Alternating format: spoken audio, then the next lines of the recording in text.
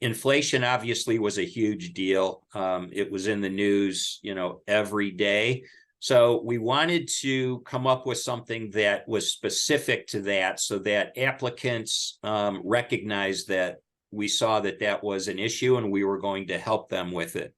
So we created an inflation incentive, which was a $500 stipend that they get throughout the year, along with a transportation stipend of $600 a year. So ambassadors have an opportunity to select between a monthly public transportation pass or get $50 a month in their paycheck. Immediate PTO, that's something that we had here within the Downtown Cleveland Alliance, but our ambassadors didn't have access to their paid time off until, they were with the organization a while. We worked with Block by Block to change that. And that was something that was really important, especially to a lot of our single parents. They would start working with us, and then if they had a sick child or something happened, they couldn't lose the hours. So that had an immediate positive impact. We didn't want this package to just be focused on attracting new employees. We wanted to let our more tenured people realize that they were important to us. So we implemented a longevity performance bonus. And then on top of that, a signing, retention, and referral bonus. So those employees that were here for a while understood the work. We found that they brought some of the best new employees into the organization. They would reach out to them. They took advantage of those bonuses, and we ended up with really good new employees. Complimentary snacks and beverages. We always had vending machines in our break room, but we realized that often the ambassadors didn't have money for a bag of chips. So we got rid of the vending machines. We put in a pantry that gets restocked every day. And often I'll see ambassadors just hanging out there, having a snack, interacting with the management team. It's just been a great thing for it, improved morale. The quarterly team meetings, ambassador recognition, and greater integration with the DCI staff are all about making sure that we're connecting Downtown Cleveland Incorporated with the operations center, which is here in Cleveland, several blocks away. It's important for us to show the ambassadors that the work that they do, the trash that they pick up, the graffiti that they remove, is directly connected to the brand new Sherwin-Williams headquarters that's getting built. I go on a quarterly basis now. I meet with the staff, I answer questions, and that's gone a long way. Impact, as you can imagine, immediate elevated applicant quality. It reduced our attrition by 30%, and that continues to go down, and enhanced our ambassador morale. It immediately translated into a more clean district, a tangible improvement around both real and perceived levels of safety, because the ambassadors are more engaged. We don't have as much turnover, so they get to know the nooks and crannies of downtown. Just overall elevated things. Budget impact, we're very blessed here to have a large program. It's about a $45,000 annual cost to our budget. I understand lots of places may not be able to afford that, but I think some of these very specific targeted incentives can go a long way in kind of changing the culture that we were able to do. So I will pause there and turn it over to Lavelle and be happy to answer any questions after Lavelle. And oh my gosh, I'm sorry. Lance, finish their presentations. Thanks, Ed. My name is Lavelle Warfield. I'm the general manager here in Minneapolis with the Minneapolis Downtown Improvement District. And what I'm going to be chatting about real quick, because I see that we are about 15 minutes at the most left in our session for the day. I'm talking about ambassador well-being and some of the approaches that we took here in Minneapolis from just a site level. Coming in it, I come from a background in nonprofit management, and so one of the things I really believe in is just ambassador well-being, whole life well-being, work-life balance. We had a management retreat, which stemmed from a lot of conversations. And through some of those conversations, some of the things that we thought about bringing to the table was wellness activities for our ambassadors. As you can see here on this slide here, we started this thing called Wellness Wednesdays here in Minneapolis, and it started off very small with just us having the idea of providing some kind of class to our ambassadors. From there, we started toying with what type of class we should offer. Should it be physical fitness, mental health? What should it be? And we decided to go with the physical route to start off with. Luckily for us, one of my training coordinators here in Minneapolis is an actual yoga instructor. And so we decided to start Wellness Wednesdays with that. We have a sign-up sheet for our ambassadors to sign up and take part in this. We average around 10 ambassadors on Wednesdays to come through and participate in this class. Very low cost. The only thing that for us it took was just these yoga mats. But again, being creative within your own districts, I think that there's great opportunities to partner with local nonprofits. A lot of local nonprofits and organizations have these resources available. They may not have people coming to those classes, and so they would be glad to take those classes off site and be able to kind of provide those resources to your teams. A lot of it is really just a phone call away. The other part of Wellness Wednesdays that we rolled into was beyond just the physical health. We really wanted to kind of tap into mental health resources. Our ambassadors see a lot of things out in the district. And one of the things that we know Block by Block has some amazing resources when it comes to mental health and mental health awareness. And so we wanted to figure out how we could take those from moving from a cornerstone training, moving from the TV, moving from a module to actual real life. And what we did is start to just have guided and facilitated conversations around that and allowing people to kind of come in and kind of have conversations about what they're experiencing, how they're doing it. Within this, we started providing not only just the workshops and the trainings, we also provided actual resources. So whether that was contact information sheets, different organizations in the area to be able to come out and table and facilitate. With this, Block by Block also has some amazing resources already in Zoom for all employees to be able to take part in for mental health. I won't pull that sheet out, but I know that we can get access to everyone with that, and it's a great resource that we have available to all of our employees. And we also started Wednesday group chats, and part of that is just really being able to open the floor for all of our ambassadors, whether they want to talk about how amazing the Vikings are this season, or they want to talk about just what happened on the street today. We wanted to give them an opportunity to share, and these sessions are really good. Like this picture I love because one of my staff was off that day, and she didn't want to miss the conversation, and she brought her baby in, and we just kind of were able to talk and have a good time with that. And so I think it speaks volumes to just being able to provide ambassadors those much needed connections. I developed an open door policy and kind of have facilitated that with my entire management team.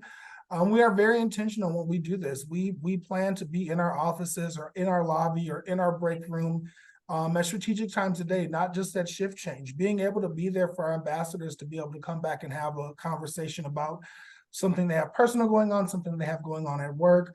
Just letting them know that we're there. And for some, I think we often forget how important it is just to break bread with people. And we have lunch with our team. We go out to eat with them. We may just have lunch in the break room with them, but it's important for us to immerse ourselves within what they are doing. And lastly, looking towards the future, we've had some deep conversations with our ambassadors, and a lot of our ambassadors, like many across the country, are facing food disparities. And one of the things that came out of that was maybe we can provide a food pantry for our ambassadors, similar to what Ed is doing down there in Cleveland. This is really just an ambassador-led initiative. We provide a space within our facility for our ambassadors to come in. They will be able to fully stock this pantry themselves through local resources. A lot of our ambassadors don't have time, just based off the hours that they work, to go to those food banks and food shelves to receive those. So we're starting with a really small framework and kind of bringing it in and slowly seeing how the ambassadors do it.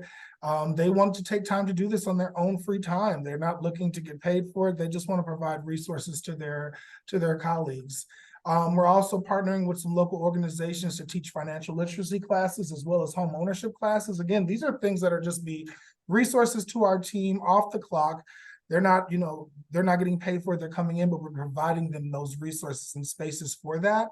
And then also partnering with other local nonprofits to provide new skills. There's a lot. This one here in the picture here is Emerge. and they provide a lot of technical resources for people. And these classes are free of charge. You really just have to put your thinking cap on and get out there and investigate and dive into those resources that are available within your local community, and work with them. They will come out to your site. They will come and provide special classes just for your team. But we really wanted to focus on providing some new skills for our team so that they can start to have that growth and development that Block by Block so greatly projects and preaches and believes within. So with that, I will turn it over to Lance so that we can get through there.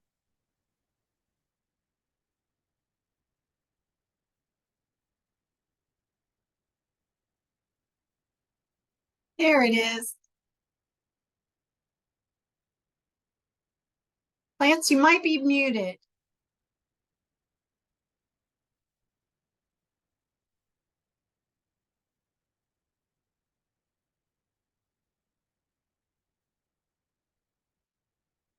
Okay, there I go. There we Is it go. better? Okay. Yes. Okay. Thank you, Lavelle. As I spoke before in the breakouts, what Ed and Lavelle are doing are great, and it's a kind of a great lead-in for me because I do a lot of a few things that both of them are doing, and what we came up with was a job benefit housing program.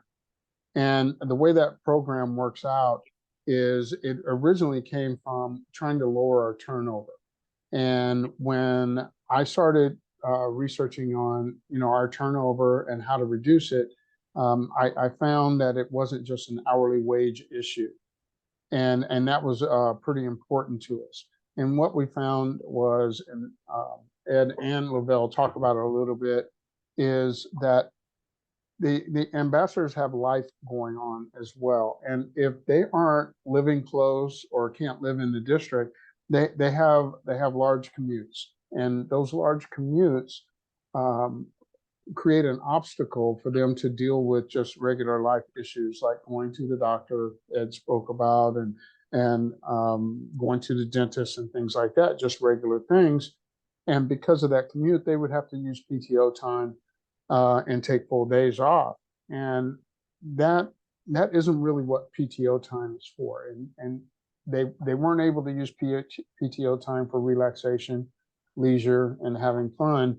And so what we did was we looked at how we could provide housing within our district. Now, in Berkeley, where this program was created, they aren't large districts, so we weren't able to financially support the ambassador programs, but we were able to partner with property owners, explain how that happened. But, I was the operations manager. And so what I did was I went to the bid about providing a job benefit housing program, but since they weren't financially able to do it, we didn't do it. I got recruited away to the YMCA, and I got put in charge of their residential program. Now I reached back out to all the districts to partner with them.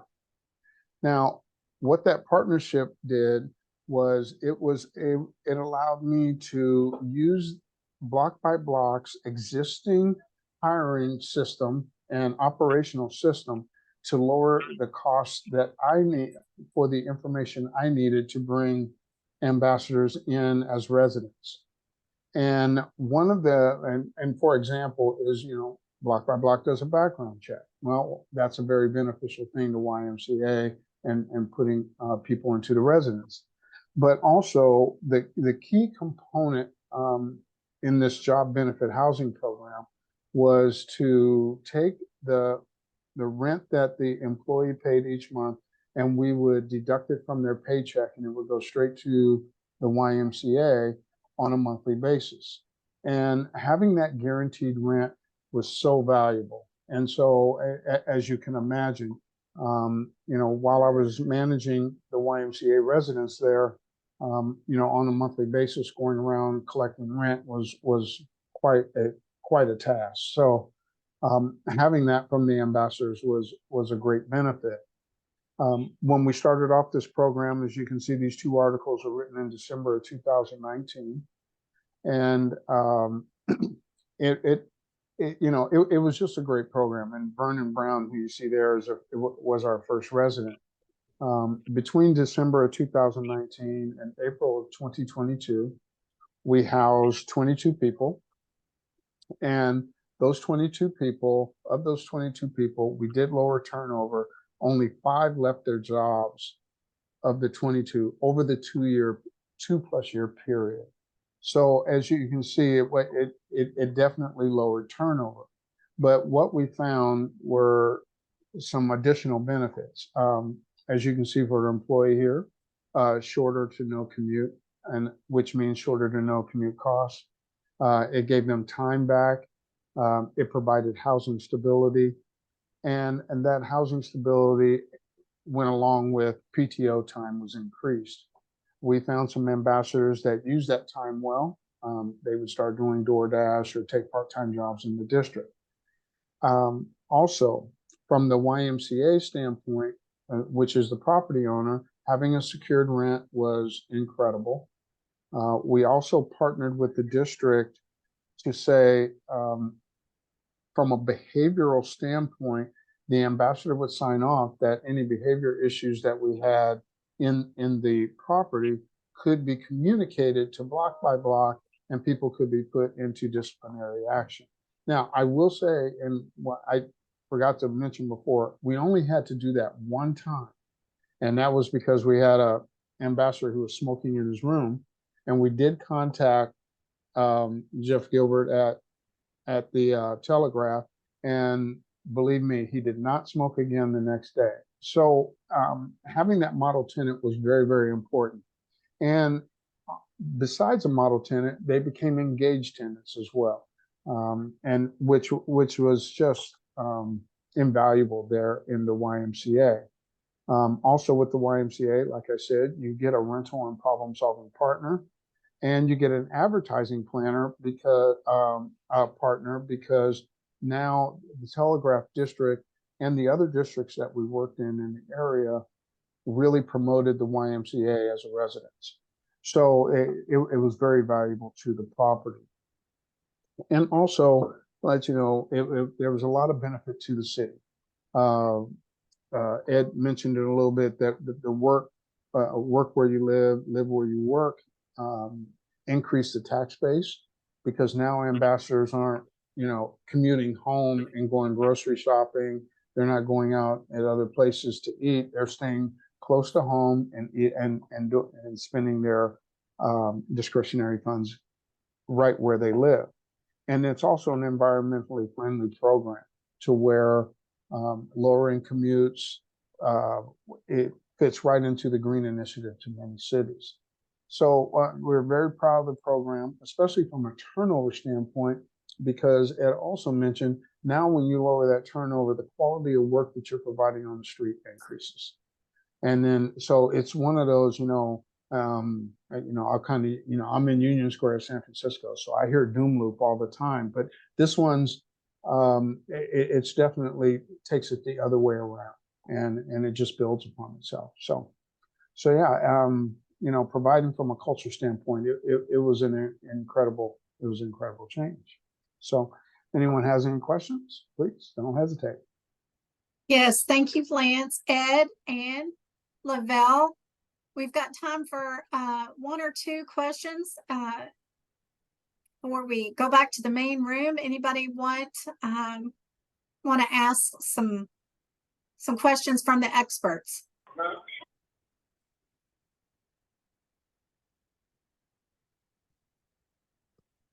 Well, I have a question, Lance. What exactly, as far as renting those rooms out, was it at a subsidized rate, or was there established rate already, there for those ambassadors? I was just wondering how they went about determining how much they would pay for rent. Well, one of the things, like I said, we didn't have any money. So what we did was we just, from the YMCA standpoint, when I took this to the executive directors and the board, I told them, okay, so we won't have this issue. We won't have that issue. So we looked at how we could slowly just, chip off money doing this. And then we also looked at it from the other direction. okay, if this all works out and they're the model tenant that we're talking about, what value do we get out of it? That's the advertising partner, and having a good renter is, we get value out of it. So and I'll tell you, in 2019, in the SRO, it was $950 to $1,000 a month. And what the ambassadors were getting, they were getting rates between 800 and 850, depending on the size of the unit they were It's awesome. they were getting. And the reason that the bid was so excited about it was just a straight pass through. Everybody was winning. It didn't cost the bid anything. There was no subsidies or anything like that. Now, I do remember board members talking about if they wanted to subsidize, could they? Because they were thinking about doing that for Christmas bonuses instead of giving direct cash. But that kind of fell through the cracks a little bit, because when 2019, there was no COVID, and then once COVID hit, everybody stopped talking about anything that they talked about before. That's Thank you. awesome. Mhm. So when we are recording, so if you didn't get a chance to sit in some other sessions, we've got recorded. We'll send it out to everybody. I do want to thank Ed and Lavelle, and of course Lance, for the time and effort that they put in to join us today and help share some great ideas. And also just for all the awesome things that you're doing in your community and for our ambassadors. It's really awesome. I hope everybody takes away some of these ideas and can implement some of that in your own community.